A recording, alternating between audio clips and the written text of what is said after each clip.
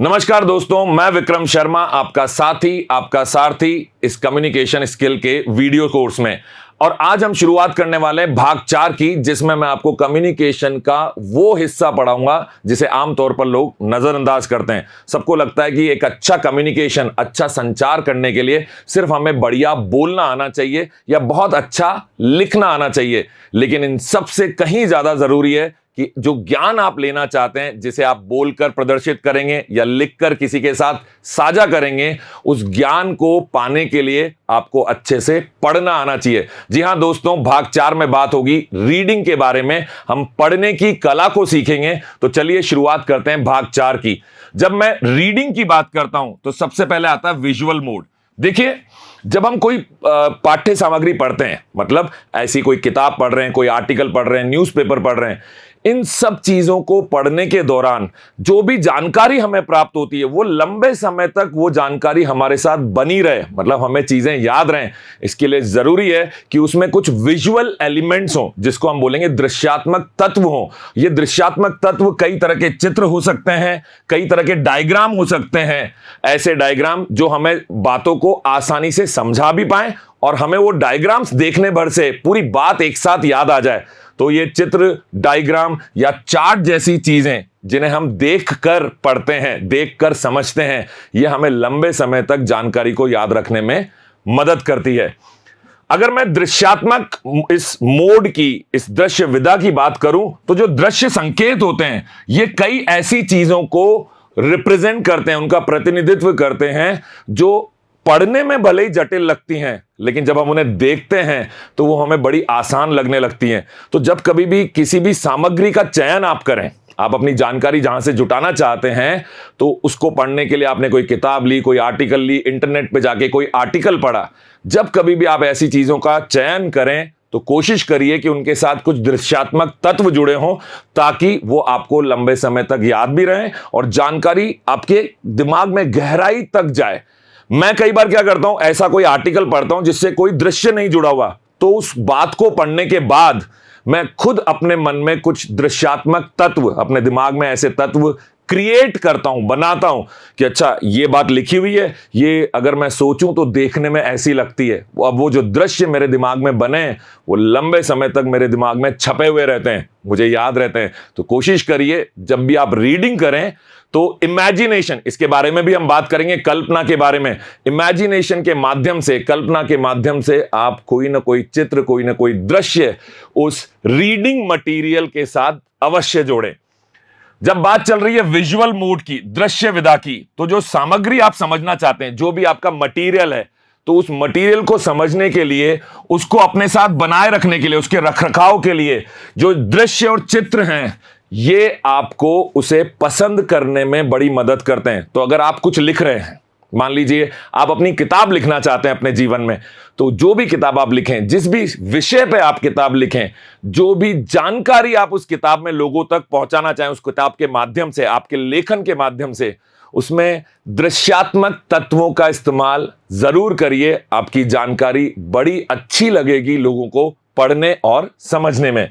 जब बात चल रही है रीडिंग के बारे में, तो जितनी भी जटिल अवधारणाएं हैं, ऐसी बातें जो देखने में, सुनने में या पढ़ने में, खासतौर से पढ़ने में आपको बड़ी जटिल लगती हैं, उनको आप दृश्यात्मक तत्वों के माध्यम से, कोई भी डेटा है, अब अगर मैं आपको बहुत लंबा चौड़ा डेटा दूं, बहुत बड़े बड़े नंबर दूं किसी विशेष जानकारी के लिए, जैसे कि मान लीजिए उदाहरण के तौर पर हम बात कर रहे हैं स्टॉक मार्केट की, जिसको अपन कहते हैं ना शेयर मार्केट, तो अगर शेयर मार्केट के मैं बहुत सारा डेटा आपको दूं तो वो याद रखना आपके लिए मुश्किल होगा। लेकिन एक ग्राफ बना के आपको समझाऊं कि शेयर यहां गया, यहां तक इसकी कीमत बढ़ी, फिर वो एक ही स्तर पे बना रहा, फिर और बढ़ी, फिर अचानक से गिर गया, तो ये चित्र जो है आपको उस एक कंपनी के शेयर के उतार चढ़ाव को समझाने में बड़ा सहायक होगा। तो ये जो दृश्यात्मक तत्व हैं, आपकी किसी भी जटिल से जटिल डेटा को समझने में आपकी मदद करते हैं। ये इन्फोग्राफिक्स हो सकते हैं, मतलब ऐसा ग्राफिक जो इंफॉर्मेशन दे, जो जानकारी दे। ये कई तरह के वीडियो हो सकते हैं। दृश्यात्मक तत्वों में आजकल सबसे ज्यादा किसका इस्तेमाल होता है? वीडियोस का। कोई भी कहानी भी अगर कोई आपको समझाना चाहता है तो उसके साथ वीडियो अगर वो बना देता है तो हमें वो कहानी, वो जानकारी, जो भी हम पढ़ाई संबंधित भी अगर हम कोई चीज ले रहे हैं तो अगर उसके साथ वीडियो जुड़ा हो तो वो समझने में हमें बड़ा आसान कर देता है। तो ये साधन ऐसे हैं जो आपकी जानकारी को आसान कर देते हैं समझने के लिए। जब बात चल रही है विजुअल मोड मतलब दृश्य विधा की, तो दृश्य सीखने की पसंदों को समायोजित करने के लिए पढ़ने की रणनीतियों का अनुकूलन करना। अब इस बात का क्या मतलब है?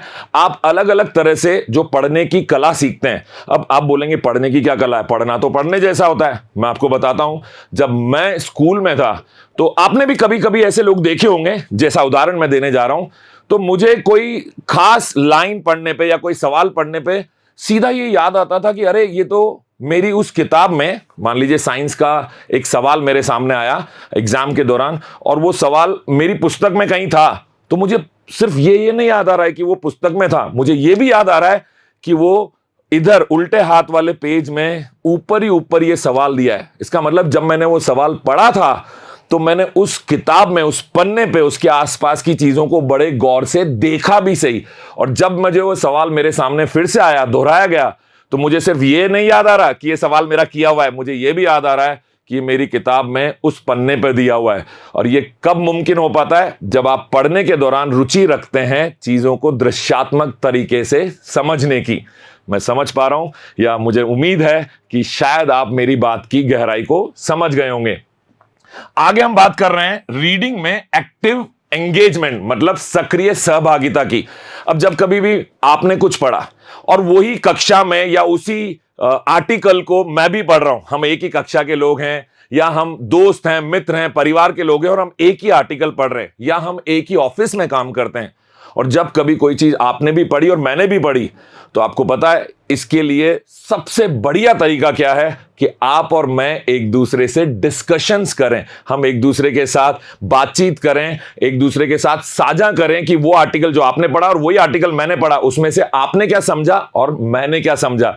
जब ये बातचीत हमारे बीच में होती है तो जो हमारे विचार हैं और हम जो एक दूसरे से जो सवाल पूछते हैं, एक दूसरे से किसी भी बारे में जो समाधान हमें प्राप्त होता है, सवाल पूछेंगे तो आप कोई जवाब देंगे, तो वो जो समाधान हमें प्राप्त होता है वो हमारी वो तमाम चर्चाएं, वो गतिविधियां हमारे समझने की प्रक्रिया को जबरदस्त तौर पर एलिवेट कर देती है, मतलब ऊंचाई तक लेके जाती हैं। कह सकते हैं सिंपल शब्दों में कि हमारे सोचने समझने की जो शक्ति है उसको बढ़ा देता है हमारा आपस में डिस्कशन, और इसी को बोलते हैं एक्टिव एंगेजमेंट। जब एक्टिव एंगेजमेंट की बात चल रही है तो इसमें सक्रियता से सोचना, आपने कुछ बोला, मैंने सुना, मुझे उसके बारे में सोचना भी चाहिए। साथ ही साथ क्रिटिकल थिंकिंग, विवेचनात्मक सोच, मतलब हर पहलू पे गहराई से सोचना, उसके अच्छे और बुरे हर पहलू के बारे में। जैसे कहते हैं ना सिक्के के दो पहलू होते हैं, इस तरह से सिर्फ उस पहलू के बारे में मत सोचिए जो आपकी अवधारणा है, जैसा आपका अनुभव है उसके अनुसार ना सोचते हुए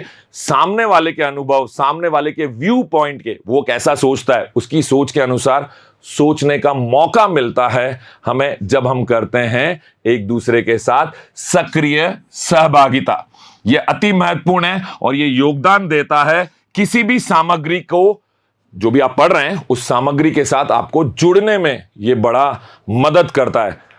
एक्टिव एंगेजमेंट में जो बातचीत हमारे बीच में है, जो भी स्टूडेंट्स हैं आपके, या आप खुद स्टूडेंट हैं, आप एक टीचर भी हो सकते हैं, इस दौरान उत्साह, जिज्ञासा और सीखने के लिए इच्छुकता का प्रदर्शन करना आवश्यक है। आप समझिए इस बात को गहराई से कि अगर मैं और आप बात कर रहे हैं और इस दौरान मैं इस तरह से बर्ताव कर रहा हूं, मेरा व्यवहार ऐसा है जैसे आपकी बात मैं सुन तो रहा हूं पर मेरा ध्यान कहीं और है, मेरा जवाब भी ढंग से नहीं दे रहा हूं मैं, तो मेरे अंदर अगर वो उत्साह मैं नहीं दिखाऊंगा तो मैं आपके साथ गहराई से नहीं जुड़ पाऊंगा। तो वो उत्साह, वो इच्छा, वो रुचि आपको दिखानी है, और यही हम सामने वाले से भी उम्मीद करते हैं कि ये वो बना के रखे।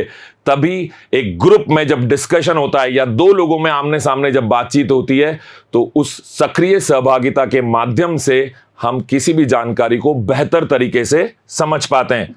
समझ को गहरा करने के लिए अच्छे से सारी बातें आपको स्पष्ट हो जाए, इसके लिए हमें एक दूसरे को प्रतिक्रिया देने का मौका भी मिलता है। जब एक्टिव एंगेजमेंट होता है तो आपने कोई बात कही, अब या तो मैं उस बात से सहमत होऊंगा या असहमत हो जाऊंगा। अगर मैं आपकी बात से सहमत हूं तो हो सकता है आपको थोड़ी बहुत जानकारी मिले कि भाई ठीक है, सामने वाला मेरी बात से सहमत है। लेकिन अगर मैं आपकी बात से असहमत हूं तो मुझे बताना पड़ेगा कि मैं आपकी बात से असहमत क्यों हूं। तो ये जो प्रतिक्रिया आपको मिली, इस प्रतिक्रिया के माध्यम से आपको यह पता चलता है कि आपके अंदर इंप्रूवमेंट मतलब सुधार की जो गुंजाइश है वो कहां पर है। और अगर आप उस प्रतिक्रिया को सकारात्मक तरीके से लें, भले ही नकारात्मक प्रतिक्रिया है क्योंकि उसने आपकी कमी बताई है, लेकिन फिर भी अगर आप उसको सकारात्मक तरीके से लें, जो मैं कहूंगा कि आपको लेना चाहिए, ऐसी स्थिति में आप सुधार कर सकते हैं अपने पढ़ने की कला में, अपने बोलने की कला में, अपने लिखने की कला में।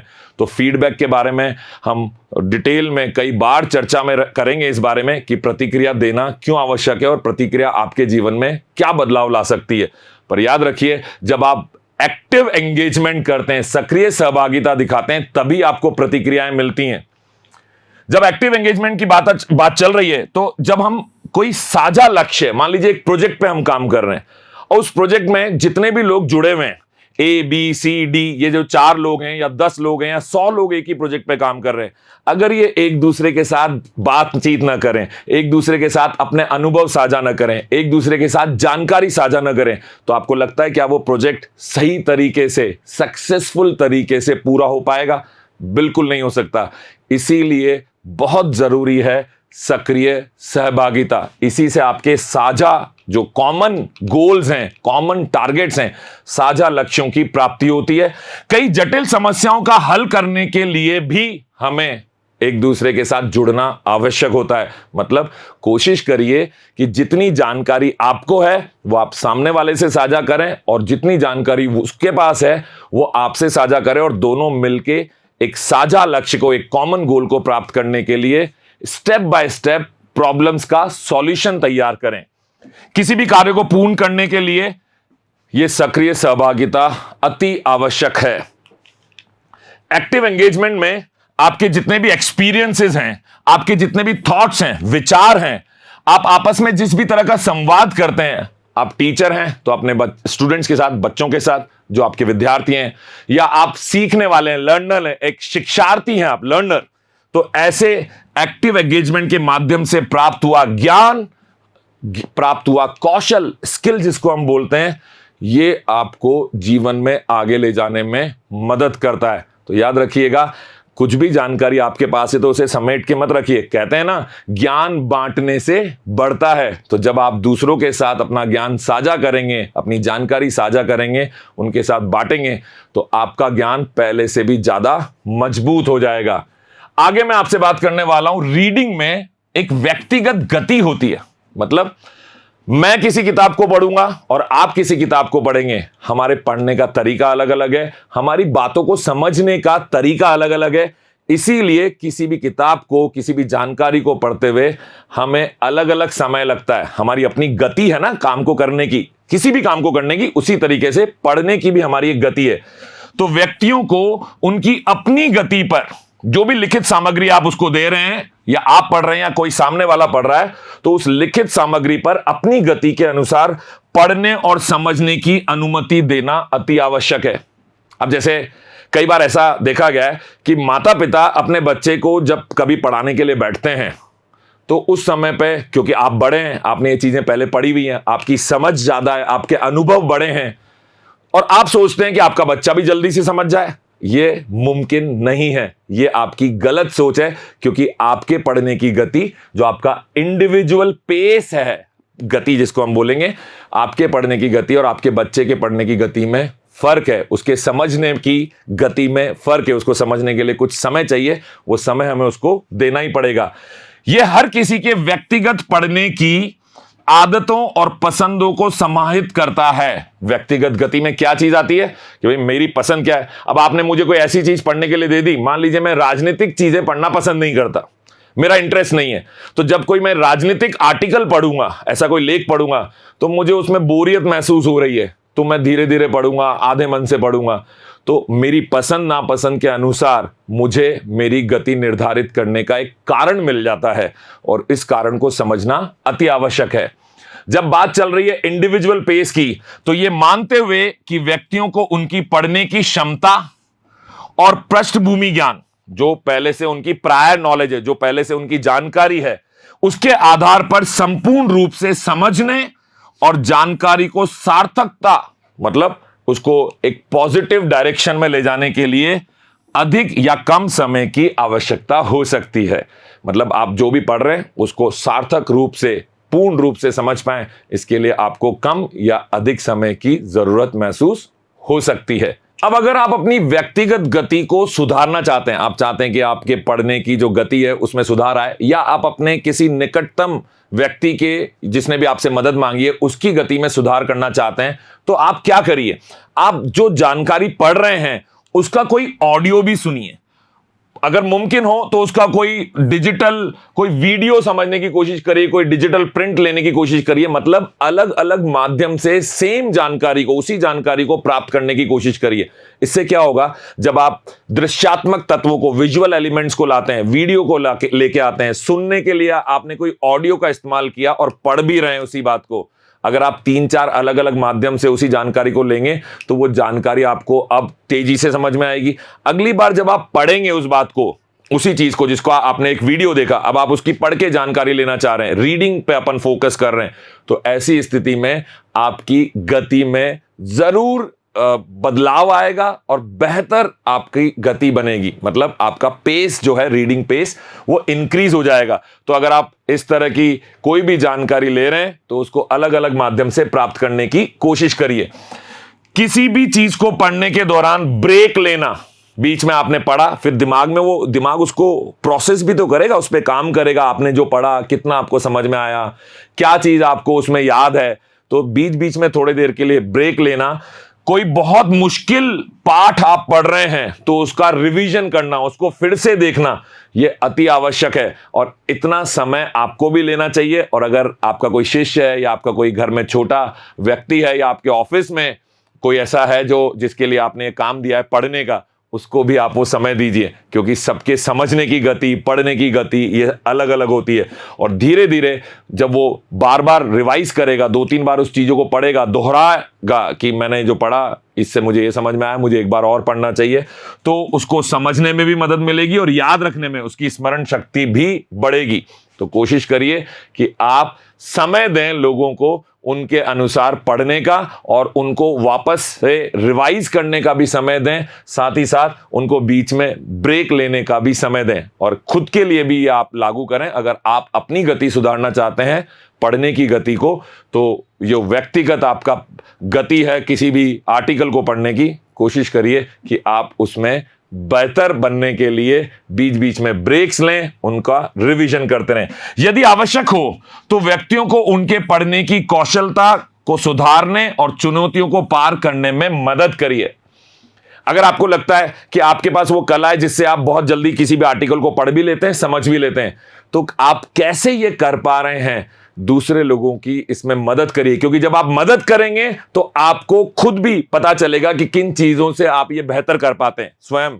तो आप जब ये अच्छे से सोचेंगे इस बारे में, जिसको कहते हैं डीप थिंकिंग करेंगे, तो आप दूसरे के साथ साझा करेंगे। और जैसा मैंने आपको पहले भी बताया, जब हम दूसरे को कोई चीज समझाते हैं तो वही बात हमें और भी बेहतर तरीके से समझ में आती है। तो अगर व्यक्तिगत गति बढ़ाना चाहते हैं तो खुद की भी बढ़ाइए और दूसरे की बढ़ाने में भी मदद करिए। इससे आपकी खुद की मदद आप करेंगे। आगे हम बात करने वाले हैं एनहेंस्ड वोकैबुलरी, मतलब विस्तृत शब्दावली की। अब कोई भी बात आपको बेहतर तरीके से कहनी है, लिखनी है, तो उसके लिए कहीं ना कहीं आपको अच्छे शब्दों की आवश्यकता पड़ेगी। अलग अलग तरह के शब्दों का उपयोग करना आपको आना चाहिए। पर ये नए शब्द आप जानेंगे कहां से? जब आप बहुत सारी रीडिंग करेंगे, आप अलग अलग तरह के प्रेरणा स्रोत जगहों से आप आर्टिकल्स पढ़ेंगे, नए आर्टिकल्स पढ़ेंगे, नई किताबें पढ़ेंगे, अखबार के माध्यम से, अलग अलग माध्यमों से जब आप नई जानकारी प्राप्त करेंगे, तभी आप खुद भी अच्छी शब्दावली का इस्तेमाल कर पाएंगे अपनी बातचीत में। विचारों को अधिक सुगमता और प्रभावी ढंग से संचारित करने के लिए शब्दों और अभिव्यंजनों के संग्रह को विस्तारित करना। सिंपल शब्दों में बोलूं तो आपकी डिक्शनरी में, डिक्शनरी समझते हैं ना, आपकी डिक्शनरी में बहुत सारे शब्द होनी चाहिए, आपकी पर्सनल डिक्शनरी में।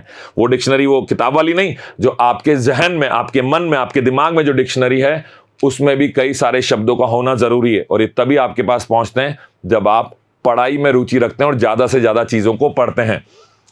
भाषा कौशल को अच्छा बनाने के लिए आपको एक ही बात को कहने के लिए अलग अलग पर्यायवाची शब्द पता होने चाहिए, विपरीतार्थक, विलोम जिनको हम कहते हैं, ऐसे शब्द पता होने चाहिए, नए मुहावरे, नई कहावतें हमें पता होनी चाहिए। तभी हम बेहतर कम्युनिकेटर बन पाएंगे, अच्छे संचारक बन पाएंगे। अगर आप चाहते हैं जब आप बोलें लोग आपको सुने और कहें कि क्या कमाल का बोलते हैं आप, तो ये तभी मुमकिन है जब आपकी शब्दावली बहुत विस्तृत होगी, उसमें कई तरह के शब्द होंगे, एक ही बात को कहने के कई अंदाज आपके पास होंगे, कई मुहावरे, कहावतें, कई कहानियां, कई उदाहरण आपके पास होंगे। लेकिन ये कब मुमकिन है? जब आपका फोकस होगा रीडिंग पर, यह आपके विशेष क्षेत्रों या जो भी आपकी रुचि के क्षेत्रों में है उनसे संबंधित भी हो सकती है।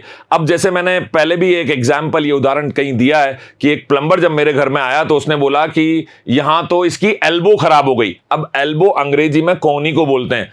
अब मुझे समझ ही नहीं आया कि वो क्या कहना चाह रहा है, लेकिन क्योंकि वो एक प्लम्बर है, एक प्रोफेशन से जुड़ा हुआ है, इसी तरीके से डॉक्टर एक प्रोफेशन है, इंजीनियर एक प्रोफेशन है, टीचिंग एक प्रोफेशन है, इन सब प्रोफेशन में कुछ विशेष शब्दों का इस्तेमाल किया जाता है और ये हमें तब पता चलता है जब हम इसकी जानकारी पहले से रखते हो। अब मुझे समझ नहीं आ रहा था कि वो एल्बो के माध्यम से क्या कहना चाह रहा है। बाद में उसने मुझे बताया कि जॉइंट पे ऐसा एक पाइप लगता है, उसको उनकी भाषा में एल्बो बोलते हैं। तो इनको जार्गन्स बोलते हैं। ये भाषा का हिस्सा नहीं होते, लेकिन ये एक अशुद्ध भाषा के तौर पर इस्तेमाल किए जाते हैं। अब ये जानकारी हमें कहां से मिलेगी? जब हम पढ़ेंगे। तो जो भी विशेष आपके रुचि के क्षेत्र हैं उससे संबंधित आपको अलग अलग शब्दों की जानकारी होनी चाहिए, तभी आप बेहतर कम्युनिकेटर बन सकते हैं। आपको विभिन्न शैलियों और विषयों में व्यापक रूप से पढ़ने से नए शब्दों के बारे में, नई परिस्थितियों के बारे में आपकी जानकारी बढ़ेगी और इस प्रकार आप बेहतर तरीके से खुद की बात आगे रख पाएंगे। तो जितनी ज्यादा शब्द नए आपको पता चलेंगे, आप उनके इस्तेमाल को सीखेंगे, उतना ही बेहतर आप कम्युनिकेटर बन पाएंगे। लेखन, वाणी, मतलब जब भी हम लिखकर बात कर रहे हैं, बोलकर बात कर रहे हैं, नई शब्दावली को प्रतिदिन आप अपने कम्युनिकेशन में शामिल करिए। जब आप ऐसा करेंगे, एक एक दो दो शब्द नए लाने की कोशिश करिए अपनी बातचीत में। ऐसा करने से आपकी शब्दावली तो बढ़ी रही है, आपके बात करने के अंदाज में भी बदलाव आएगा। अब जैसे आमतौर पर अंग्रेजी में मैंने एक नया शब्द कुछ दिनों पहले सीखा। आमतौर पर हम जब बात करते हैं तो हम कहते हैं कि आई लर्नड, मैंने सीखा। इसकी जगह आजकल मैं बोलता हूं आई इम्बाइब्ड, मैंने इसको अपने अंदर गहराई से उतारा। सिर्फ सीखा नहीं, गहराई से उतारा। तो लर्न की जगह मैंने इम्बाइब शब्द का इस्तेमाल करना चालू किया। मैं उम्मीद करता हूं आप समझ पा रहे हैं मैं क्या कहना चाह रहा हूं। तो आज ही से कोशिश करिए, रोज 2 से 3 नए शब्द आप इस्तेमाल में लाएंगे अपनी आम बोलचाल में, और अपनी प्रोफेशनल जहां पे भी आप काम करते हैं उस स्थान पर भी जब लोगों से बातचीत हो, आप कुछ लिखने की सामग्री अगर बना रहे हैं तो वहां पे भी कुछ नए शब्दों का प्रयोग करेंगे। शब्दावली और समझ को मजबूत करने के लिए आप क्या कर सकते हैं? नई पहेलियों का हल करिए। अखबार में आती है वो क्रॉसवर्ड आती है ना, दाएं से बाएं 4 शब्दों का, 4 अक्षरों का एक शब्द है, ऊपर से नीचे 5 अक्षरों का एक शब्द है। इस तरह की पहेलियों को अगर आप सॉल्व करते हैं, उनमें आप हिस्सा लेते हैं, तो आप कई सारे शब्द खेल भी आते हैं। मोबाइल में भी कई तरह के गेम ऐसे होते हैं, अगर आप गेम खेलना पसंद करते हैं, वो वर्ड गेम्स होते हैं, पजल गेम्स होते हैं। तो इस तरह के पहेलियों से संबंधित, अगर शब्दों से संबंधित आप कुछ खेल खेलते हैं तो इससे आपकी वोकैबुलरी, आपकी शब्दावली और मजबूत होती है। तो ऐसे कई सारे क्वेश्चन आंसर वाले गेम भी आते हैं जिनमें एक शब्द में आपको आंसर देना पड़ता है। तो ऐसी प्रश्नोत्तरी में अगर आप हिस्सा लेते हैं तो आपकी शब्दावली मजबूत होती है और आप एक अच्छे कम्युनिकेटर बनते हैं।